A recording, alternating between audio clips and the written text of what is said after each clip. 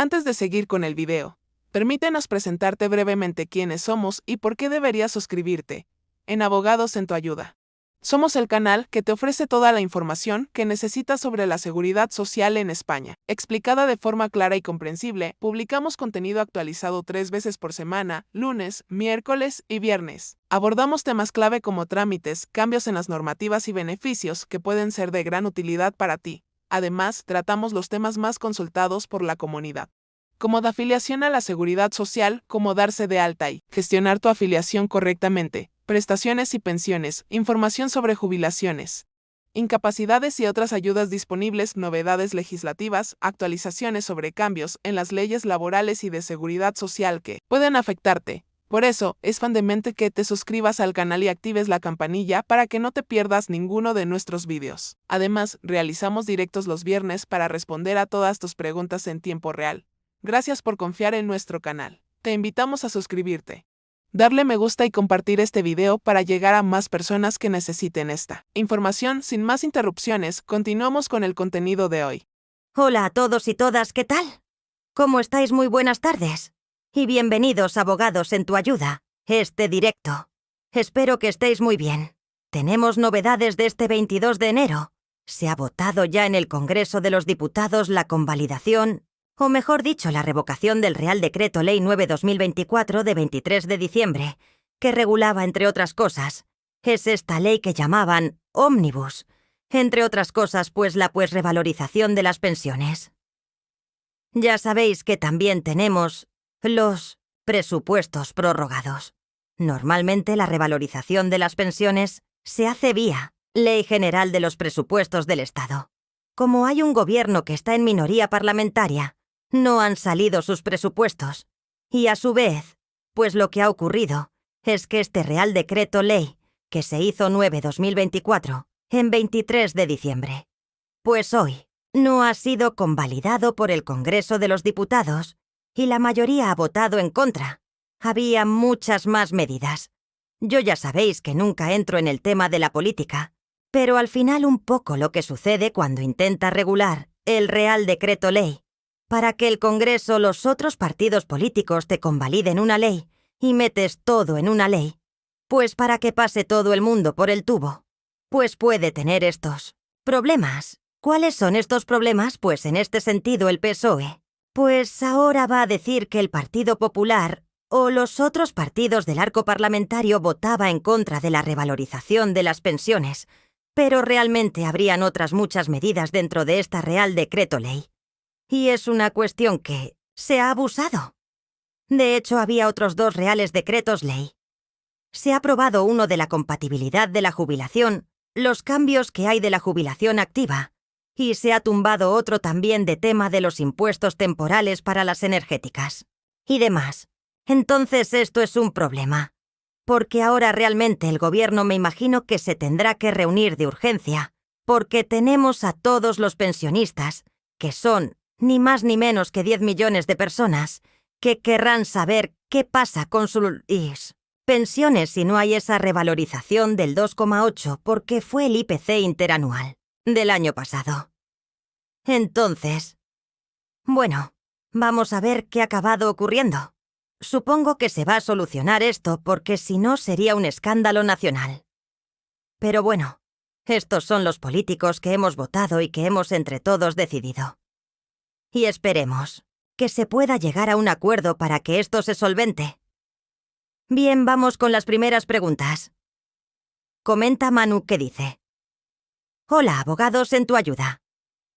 Gracias por tus vídeos. Llevo 24 meses de IT en Barcelona y no me han llamado. ¿Nunca? ¿Es normal? Pues bien, lamentablemente cada vez es más habitual que suceda esto. Y sí, no te diría que es muy habitual, la gran mayoría, al mes 21-22, le suelen llamar. Pero sigues en la misma situación en prórroga de efectos incluso que pases 25-26 meses estarías así. Si alguien de Barcelona, por ejemplo, puede también comentar cuál ha sido. ¿Cuándo le llamaron recientemente también en el Tribunal Médico? Y cuando le salió la resolución de la incapacidad para que Mano lo pueda saber. Y compartirlo también le agradezco muchísimo. Vamos con más preguntas. Cuspi dice: me han concedido la incapacidad permanente total para el trabajo que hacía de limpieza. Mi hija tiene una empresa. Me puede contratar como administrativa. Gracias. Bien, pues dependerá. Cuspi. Es decir, sí, la profesión que no puedes hacer es la de limpieza. Por un motivo. En ese sentido, físico de rodillas o de lumbares, que es lo más probable, pues, sí que te podría, hacer ese trabajo. Porque la presión administrativa, no tiene esos requerimientos. Pero va a depender de qué limitaciones, de qué enfermedades o limitaciones tengas. Eso será lo principal. Pero en principio, sin perjuicio de que tendría que ver el caso en concreto, sí que lo podrías hacer si es compatible esas lesiones o enfermedades que tienes con ese trabajo más sedentario, como administrativa y demás. Aunque sea tu hija, pues se podría hacer sin ningún tipo de problema. Veo aquí que José Manuel Llamas lleva también 24 meses sin noticias. Manu. Así también lo puedes comentar, Tigri Dakini. Pero no estaban blindadas las pensiones. Bien, es otro de los problemas que hay. Sí se decía que era la IPC. Pero como los presupuestos generales del Estado no han sido aprobados y han sido prorrogados por falta de la aritmética parlamentaria. Esta cuantía. Pues el Tribunal Constitucional vino a decir que se tiene que aprobar. No. Y por lo tanto no vale con el IPC. Y blindado en este país, lamentablemente, no tenemos nada. Y en esta estamos. Vamos con más preguntas. Rusé dice: yo he estado 26 meses de baja hasta llama el ICAM. Esta semana he recibido el formulario de incapacidad. Pues mira, aquí veis. Rosé. Muchas gracias. Pues Manu, ya ves que es normal. Vamos con más pregunta, Pepe. Dice: hola, abogados en tu ayuda. Mi pregunta es: mi trabajo como vendedor ambulante a pie. En la 11, yo tengo una IPT por la rodilla, por accidente de mecánico. ¿Tendría algún problema con ese trabajo? Pues igual que antes decía que de limpiadora que comentaba, no de limpieza administrativa. Pues lo veo aquí, tendríamos que ver muy bien. Pide a la 11. ¿Cuál es el Código Nacional de Ocupación esa profesión? Porque si exige estar de pie y caminar de arriba, abajo no lo veo tanto. De hecho, tenemos el riesgo. Pero ahí yo te digo que estás en una zona gris y que tendrías que estudiarlo. Joel Romero dice: empresa solicita medida cautelar para no pagar el capital del recargo. Hasta sentencia firme, se lo conceden sin pedir ninguna garantía. Cambio. ¿Qué? ¿Te parece? Está en Supremo, ahora gané 2 instancias. Pues me parece mal. ¿Qué me va a parecer? No. Me parece mal porque si esta empresa viene insolvente, y ya sea de forma voluntaria, que no digo que lo haga voluntariamente, pero sí por lo que sea, esta empresa entra en concurso y no hay dinero. Ya sabes que el recargo no lo vas a cobrar y por lo tanto que se hayan tomado medidas cautelares. Yo entiendo que el empresario tiene todo el derecho a recurrir y que pues ya sabéis que el recargo de prestaciones, cuando se abona la tesorería, te pide un capital de golpe, ¿no? Y es toda la esperanza de vida que tengas, no en este caso. Y el pero, y que se tiene que pagarme el invento 200.000. Pues prefiere que sea firme y que haya una sentencia firme que diga que sí que se tenga que pagar. Pero yo, si fuera al tribunal, hubiera exigido una garantía. No algún tipo de aval o un aval de alguna parte de esa capital coste, porque si no, pues el perjuicio que puedes tener tú. Y si encima tienes 2 sentencias porque estás en el Supremo favorables, pues me parece que se podría haber levantado ese embargo o solicitar unas garantías. Perdón, ¿es esa medida cautelar o solicitar unas garantías? Bien, vamos con más preguntas. Silvia Bellido dice: Tengo una IPT, trabajo en una empresa con contrato para discapacidad. Si cambio de trabajo, la nueva empresa me puede hacer contrato para personas con discapacidad, aunque no pueda acogerse a las bonificaciones. Bien, gracias por la pregunta. Sí, no hay ningún problema. Es decir, el tipo de contrato que se haga puede llevar o no unas bonificaciones aparejadas, pero se tienen que cumplir los requisitos para ello. Entonces el contrato en sí no es lo que hace la bonificación, sino las circunstancias de cada trabajador y los requisitos. Y por lo tanto la modalidad contractual, pues no es lo más relevante. De acuerdo, el perjuicio en su caso de no cumplir los requisitos sería siempre para la empresa. Vamos con más preguntas. Xavi dice, estoy desde mayo de 2024 por pago directo por la mutua por acuerdo con la empresa. Por finalizar el contrato estaba de enfermedad común, pero no cotizo. ¿Qué pasa? Con esto, si me dan la IPT, me perjudica.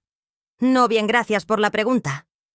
Pues a ver si te fuiste de forma voluntaria, y por lo tanto no hay en este caso, indemnización. Y paro. Si no tienes paro, pues no estás cotizando, ¿no? Entonces, te puede perjudicar porque, aunque estés cobrando si no cotizas. Cuando salga la resolución de la incapacidad permanente, pues tendrás lagunas. No, es decir, no habrá cotización en esos meses en los que evidentemente no hayas cotizado, porque el desempleo cotiza.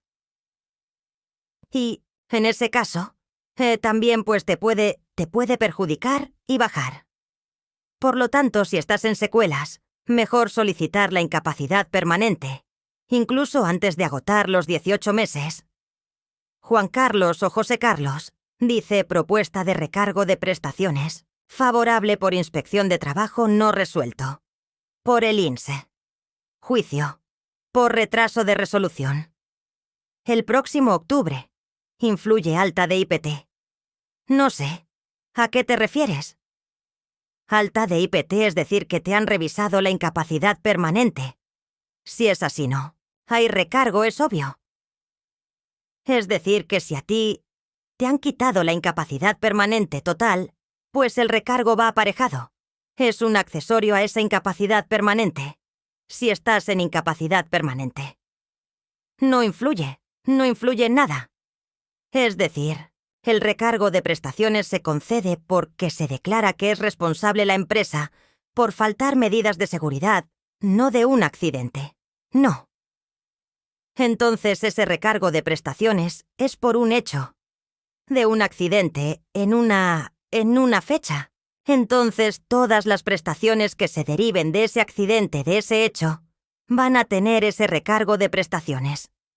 Entonces la incapacidad temporal tiene recargo y una posible incapacidad permanente tiene recargo. Por lo tanto, si te han dado una incapacidad permanente total, tiene consecuencias, hombre. Pues claro, evidentemente tiene consecuencias. Ahora bien, que el INSS esté vinculado por el hecho que te den una incapacidad permanente total para declarar la procedencia de un recargo de prestaciones.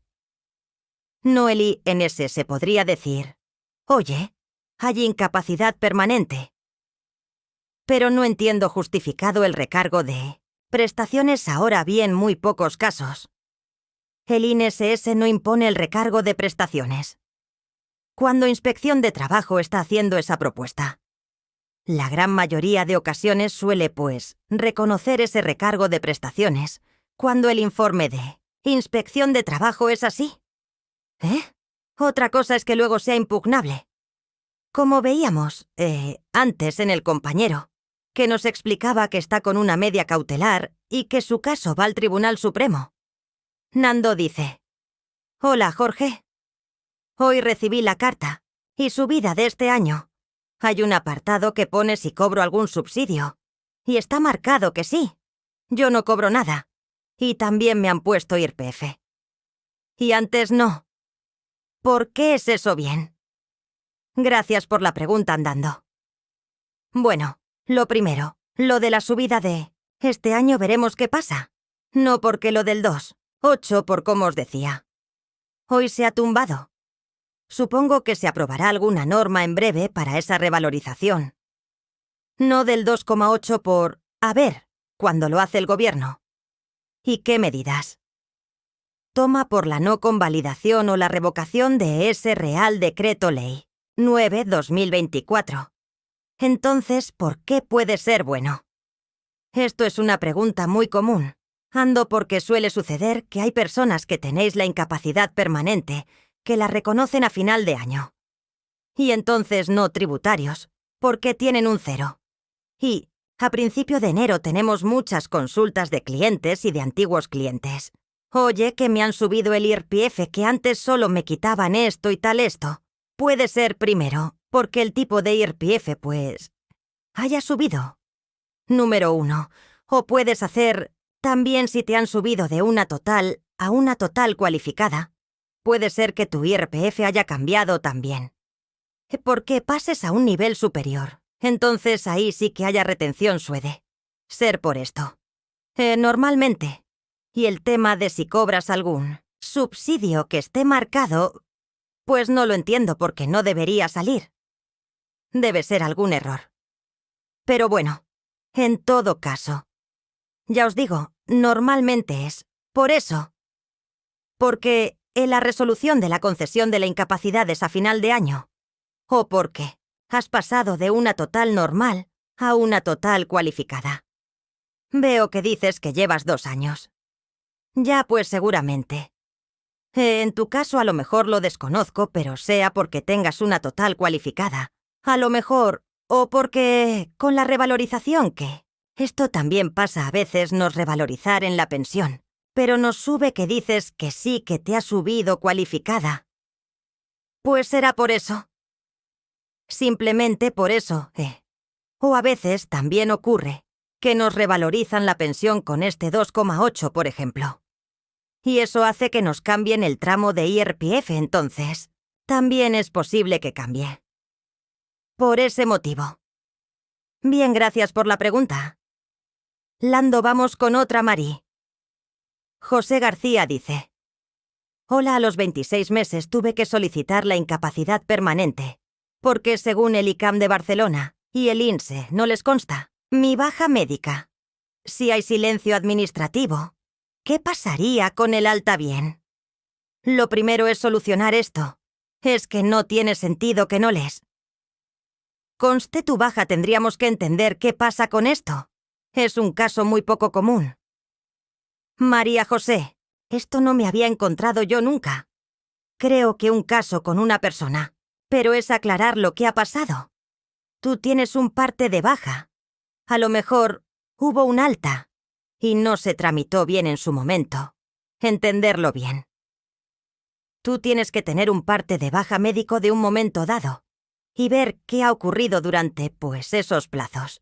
Pero no es normal lo que te ha ocurrido, y primero sería solucionar eso y saber en qué situación consideran que estás. Y en todo caso, pasado el plazo de 135 días, si has solicitado la incapacidad permanente, pues hacer un recurso. Pero claro, es que aquí hay varias variables que tendríamos que valorar: si estás trabajando, si tenías un contrato de trabajo activo, etc. No. Entonces, bueno, yo diría presentarlo al INSE. Y a partir de aquí aclarar un poco esta situación. De acuerdo. Ignacio García Masía dice: tengo concedida la IPT con revisión. Antes de 2 años puede la empresa ofrecerme un puesto acorde con la IPT, o liquidarme, o tienen que esperarse a que me revisan antes de los 2 años. Bien, gracias por la pregunta. Pues bueno, esto es lo que dice el artículo 49 del Estatuto de los Trabajadores, que se va a reformar ahora en base a la sentencia que hubo el año pasado en enero del Tribunal de Justicia de la Unión Europea. Y en este sentido lo que se debe hacer es ver que sí es una extinción. Si tú no tienes reserva del puesto de trabajo, lo que debería hacer la empresa es ofrecerte una adaptación o un trabajo distinto. Esto es lo que dice el Tribunal de Justicia Europea. Y si no puede, entonces, sí extinguir. Esto es lo que se dice. Y básicamente, Es lo que se tendría que hacer de acuerdo ahora. La ley ha cambiado, está pendiente de cambiarse. Aún no se ha aprobado. Hay un proyecto de ley y esperemos que se apruebe para informaros de cómo funcionará todo esto. Más preguntas. Secret Channel. Buenas tardes, se pueden aportar 2 informes de síntesis. En el juicio el juez lo tiene en cuenta. Gracias. Sí, tú puedes aportar todas las pruebas que consideres oportunas, ¿eh? Y por supuesto, a ver, el informe de síntesis. Si es por una incapacidad permanente, en este caso. Y formará parte del expediente administrativo, ya el de la resolución que tú estés recurriendo. Eso ya formará parte. Si a lo mejor es una revisión de degrado y te interese también que esté el inicial. U otro informe que hubiera habido en otro momento, en otro expediente. Pues lo puedes aportar. Tú puedes aportar tantas pruebas como consideres oportunas, ¿eh? Y si te es más favorable, pues lo podrías aportar sin problema. Ainara dice: Hola, carnicera de profesión. Hernia S5. S1 con radiculopatía, protrusión discal, con disminución moderada de la deambulación. Neuralgia, parestesia izquierda. 39 años. ¿Cómo lo ves para IPT? Bien. Muy buena pregunta. Como siempre digo, depende lo que tendríamos que ver en ese sentido. Ainara, es cuál es el tratamiento, ¿no? Para determinar si estás en secuelas o no. ¿Lo estás? Vale. Te han hecho, pues, evidentemente, una serie de resonancias magnéticas. Habrás tenido un tratamiento. Normalmente hay una escala terapéutica de tratamiento. Y en esa escala terapéutica, pues primero se empieza con antiinflamatorios, luego se hacen pequeñas intervenciones. A veces se puede acabar incluso con una artrodesis o con un neuroestimulador. Entonces depende un poco si estás con tratamiento conservador, que dices por aquí lo que se tendría que ver. Primero es que puedas ir a un abordaje terapéutico. Más importante, también eres muy joven, con 39 años. Y obviamente se intenta evitar la intervención quirúrgica. Pero hay otros tratamientos. Entonces se podría entender que no se han agotado las posibilidades terapéuticas y que pues te podrían practicar una artrodesis o un neuroestimulador, en el caso de que no haya mejoría. Vale, y por lo tanto normalmente estos casos, y si no hay un abordaje terapéutico un poco superior, no se suelen reconocer de acuerdo. Pero insisto, esto sin desconocer, ¿cuál es? Desconociendo. ¿Cuál es la situación actual? Te podría decir un poco más, vale con ello. Pero insisto, es difícil saberlo. Dices que no te quieren operar. Seguramente sea también por la edad que tienes. Entonces yo intentaría hacer algunas otras pruebas, porque no todo es la intervención. Hay otras intervenciones que se pueden hacer como una rizólisis. Por ejemplo, depende de la radiculopatía que puedas tener una rizólisis, terapias, pues sí, también de electroestimulación. Bueno, hay una serie de cuestiones que se pueden hacer si se agota todo esto también, ¿eh? Bueno, al final se podría llegar a conseguir, pero lo que tienes más complicado es que por la edad seguramente. Pues el cirujano no te quiere intervenir. Y eso lo complica. Lo complica un poco, que a lo mejor tampoco sería una solución. La intervención bien. Vamos con más preguntas, Ala. Madrid dice: Hola. ¿Es recomendable acudir a un juicio sobre la incapacidad permanente total? ¿O es mejor que solo vaya el abogado? Bien, gracias por la pregunta. A juicio no aporta absolutamente nada. A no ser que pues sea importante la declaración. Por ejemplo, sepas que, el juez va a querer que declares no. O hay algún tipo de testifical y demás. Pero normalmente, como no podemos pedir la testifical, y no nos dejan porque si no todo el mundo estaría explicando su vida, y lo que le duele y lo que no. Muchas veces el juicio a veces perjudica porque te ven sentado y es un tema de espalda. Te ven a lo mejor, haces buena cara, etcétera, ¿no? Y, por lo tanto, no aporta demasiado. Es decir, es más para que vosotros podáis ver el juicio, cómo se ha desarrollado, etcétera. Que no tanto. Por el hecho de que el juez te vaya a conceder o no la pensión. Por eso pensad que en un juicio... a veces... Pues se trata de que en una mañana, pues en Barcelona, en Madrid... A lo mejor en una mañana hay 7 u 8 juicios en un mismo juzgado de incapacidad, ¿no? Entonces tiene una duración de un cuarto de hora o 20 minutos, como mucho. Y por lo tanto, pues mi consejo... ¿Cuál es? Pues depende de cada caso.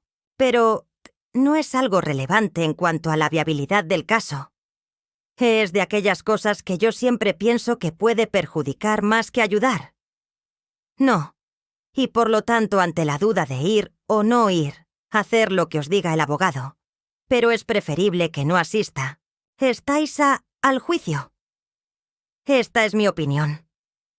Otro dirá: no, sí que el juez tiene que ver... Tal los jueces, al final no conceden una incapacidad por ver a la persona.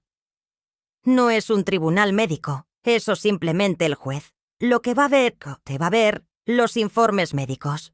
Que nosotros le llevemos lo que diga la Seguridad Social del informe médico de síntesis. Y en base a eso va a tomar una decisión, no en base a cómo te vea. Pero obviamente no me pongo un caso. Al final los jueces son personas. No. Y si vamos con una persona que vamos a alegar una depresión mayor grave, y ven a una persona, pues a un hombre que está moreno, y demás y tal, que hace cara de salud, pues no quiere decir que esa persona no puede tener una depresión mayor grave. Pero luego los jueces son como son, y a lo mejor porque son personas también. Oye, este hombre aquí moreno y demás y tal, dice que tiene una depresión mayor grave, pero sí debe tomar el sol y demás y tal. Y pues le deniego. No, pues hombre, para evitar cosas de este estilo y sesgos de este tipo, pues mejor ir sin... Sinceramente, Antonio, se puede pedir grabación, ¿sí? Por ejemplo. Y esto lo aprovecho, Antonio. Es decir, podéis pedir la grabación y decir: vuestro pide la grabación y que quiero verlo. El juicio igualmente. Y luego lo veis perfectamente. Y ya está, si es por el hecho de conocer qué pasó y demás. Las sesiones se graban y, por lo tanto, se pueden consultar posteriormente. Y así evitar el hecho de tener que asistir ahí, tener esos perjuicios que pueden tener lógicos.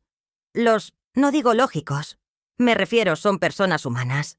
Los jueces hacen muy bien su trabajo, pero al final tienen una serie de perjuicios como todos que pueden hacer que la decisión, pues, se vea alterada o pueda ser influenciada por eso. Evidentemente ahí está la profesionalidad y lo que siempre os digo. Lo que valen son los informes médicos. La prueba que nosotros tengamos, no tanto lo que pueda decir el paciente, o dejar de decir, o la fachada no, que pueda tener esa persona bien. Vamos con las 2 últimas preguntas, y lo dejamos aquí. Dice Rosé Roch: tengo supuestamente probado una incapacidad permanente. Y no tengo la resolución aún, pero sí he recibido una carta de formulario de incapacidad permanente. Tengo que rellenarlo y enviarlo. Sí lo tienes que hacer, y que te hayan enviado este formulario no quiere decir que te la hayan concedido. Lo que quiere decir es que inician de oficio. No incapacidad, te lo dan para que lo presentes. Y luego veremos si te la conceden o no, pero no quiere decir que la tengas concedida. Es decir, que esto lo primero, porque luego nos podemos llevar una sorpresa. Vicente Quemada según la Bueno, el Real Decreto 882, del 2022. Creo que la espera para la oración de discapacidad son 6 meses. Llevando esperando 18 meses para dicha oración en Cádiz. ¿Qué puedo hacer bien? Pues... ya lo dijimos en su día cuando se aprobó. Este Real Decreto que tenían la desfachatez de decir, son 6 meses. Y no solo eso, que en los casos graves, que haya un peligro para la vida y demás y tal.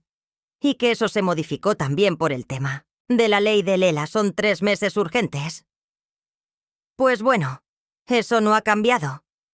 Ya lo sabíamos, pues tarda un año y medio. Pues imagínate en Cádiz aquí, 18 meses. Y es una desfachatez que se ponga eso. Porque al final, pues tenemos lo que tenemos. Y un año y medio y más. Y en el Real Decreto se dice eso. Bueno, es un brindis al sol. Ya lo dijimos en su momento, no hay los recursos humanos en las administraciones públicas autonómicas para ello. Y por lo tanto, pues que se diga eso, pues, es un poco absurdo. No lo mismo dije, el año pasado. Ya sabéis, se aprobó la ley del ELA, en el Ley número 3/2024 de 30 de octubre, que también hablaba de esto de la discapacidad. No es que preferente tal, que se te doten gente y demás. Pues, yo el conocimiento que tengo es que esto no ha mejorado nada. Y queda muy bien. Esto para salir en la foto explicarlo. Y salir en el telediario.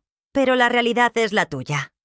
Vicente, la realidad es que llevas 18 meses y aún no sabemos nada de esto. Y espérate a ver lo que tardan. No, entonces, bueno, aquí estamos, como siempre, para explicarlo y para contarlo. Vamos con la última, va. La última es de J.J. Moore, que dice, las IPT por enfermedad profesional se suelen revisar si empiezo a trabajar con la autorización de compatibilidad de INSS. Se vería afectada la cantidad de IPT gracias. No se suelen revisar demasiado porque normalmente las enfermedades profesionales están relacionadas con el puesto de trabajo. Y por lo tanto, si tú no haces ese trabajo, no hay esa lesión. No, yo me lo invento. Soy panadero y tengo alergia a la harina. Si yo trabajo en otra cosa que no tenga contacto con la harina, pues ¿la podré hacer? No. Y por lo tanto, se revisan muy pocas de acuerdo siempre y cuando no haya relación, no si a mí me han dado una enfermedad profesional por una lesión, por movimientos repetitivos de algo. Y en una siguiente profesión distinta, hago esos mismos movimientos estar haciendo lo mismo. Pero en general no. Se revisan. Puedes estar tranquilo. Y en cuanto a la cuantía de la IPT no se ve alterada, salvo que cobres la cualificada. Es decir, si tú eres mayor de 55% y estás cobrando 75%, se va a ver afectada por cuánto vas a pasar a cobrar el 55% en lugar del 75%, ¿de acuerdo? Eso por un lado, y por otro, si no es así que no tengas 55%, pues seguirás cobrando lo mismo. Y puedes trabajar en ese nuevo puesto de trabajo con independencia del número de horas de contrato y con independencia del salario que percibas muy bien. Y está aquí el vídeo de hoy. Muchísimas gracias. Disculpa que ha sido un poco más corto de lo habitual.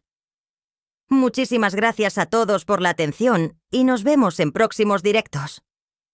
Y como siempre, si queréis ampliar vuestra información, estar más informados y formar parte de esta familia que cada vez es más grande y que estoy muy orgulloso de todos vosotros, ayudan a estar empoderados y a conocer todos vuestros derechos. Un abrazo enorme a todos.